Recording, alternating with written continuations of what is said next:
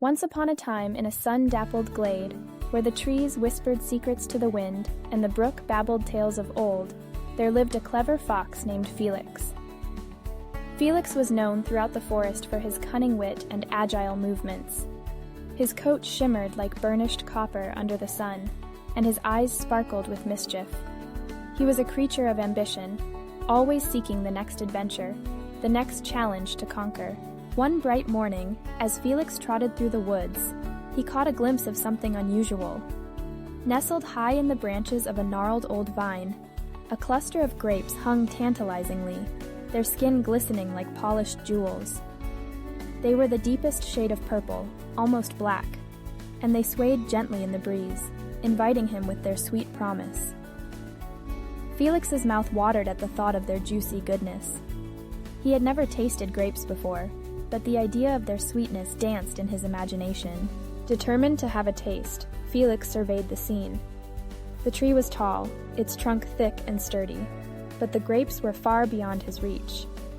He pondered his options, his mind racing with calculations.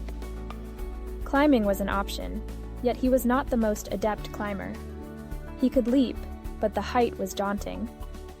He considered calling for help, but pride held him back. After all, he was Felix the fox, the cleverest creature in the forest. Surely he could figure this out on his own. With a deep breath, Felix decided to give it a try. He took a few steps back, gauging the distance, then sprinted forward, launching himself at the trunk of the tree. His paws scrambled against the rough bark, but he could not find the grip he needed. He fell back to the ground with a soft thud, shaking his head in frustration. Undeterred, he tried again, this time using a nearby rock as a springboard. He leaped, reaching higher this time, but still fell short. The grapes danced just out of reach, mocking him with their sweetness. Felix's determination only grew stronger. He spent the next several hours devising a plan. He gathered sticks and stones, attempting to build a makeshift platform to elevate himself. He stacked them precariously, but as he climbed atop his creation, it crumbled beneath him, sending him tumbling once more. Each failure stung, but he refused to give in. He was not just a fox. He was Felix, the cleverest of all. As the sun began to dip below the horizon, casting long shadows across the forest floor, Felix took a moment to catch his breath. He gazed up at the grapes, now bathed in the golden light of dusk, and his heart sank. They were still so far away. He could feel the weight of his exhaustion, the ache in his limbs, but he pushed it aside. He would not let this challenge defeat him. He would not be outsmarted by mere fruit. With renewed vigor, Felix devised one final plan. He would climb the tree, not by himself, but by using the help of his fellow forest creatures. He scampered off to find his friends, the squirrel, the rabbit, and the wise old owl.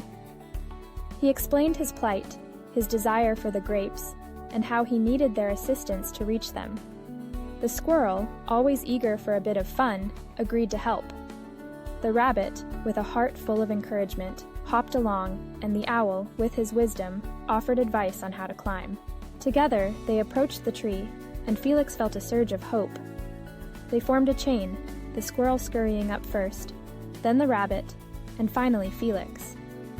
They worked together, each creature lending its unique skills.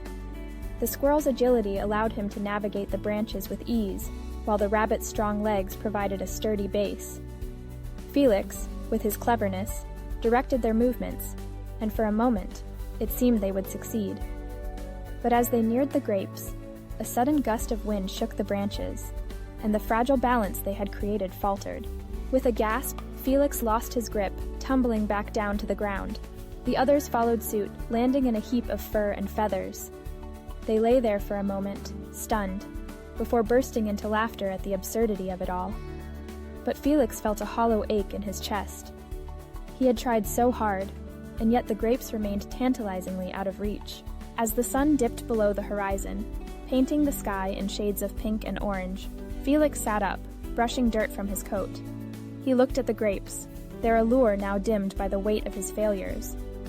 In that moment, something shifted within him. He realized that perhaps the grapes were not worth the trouble after all. They were just fruit, after all, and he had spent an entire day chasing something that was never meant to be his. With a wry smile, he declared to his friends, "You know, I've been thinking. Those grapes are probably sour anyway." The words felt strange on his tongue, but he said them with conviction, as if to convince himself. The others chuckled, but Felix's heart was heavy. He understood deep down that he was trying to mask the sting of disappointment with self-deception. As the stars began to twinkle overhead, Felix learned a valuable lesson that night.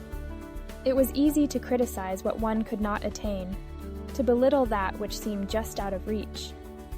But true wisdom lay in understanding one's limits and accepting that not every desire could be fulfilled. The forest was full of wonders, and there were many other delights to be discovered beyond the grapes.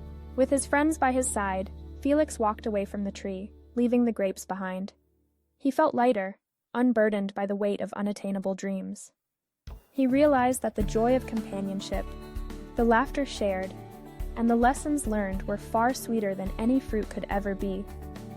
And so, as the moon rose high in the sky, Felix the fox embraced the beauty of the night, ready to chase new adventures that awaited him in the heart of the forest.